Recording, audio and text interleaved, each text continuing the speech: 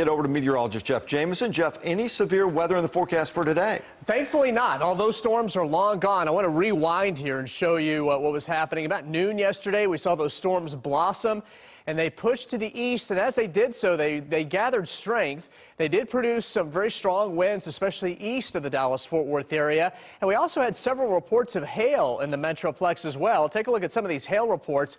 Numerous reports of mainly pocket change-sized hail from Tarrant County into Dallas and Collin counties.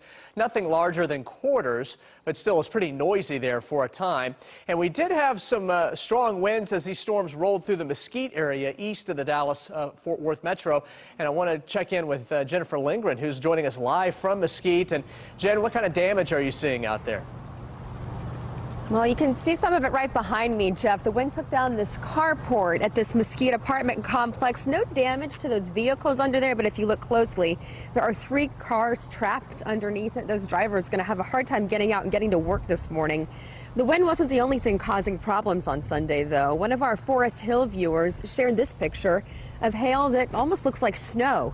And out east, people in Wood and Franklin counties were under a tornado warning. Trees fell down in the wind, and police tell us there is significant damage to an apartment complex and some homes in Winnsboro.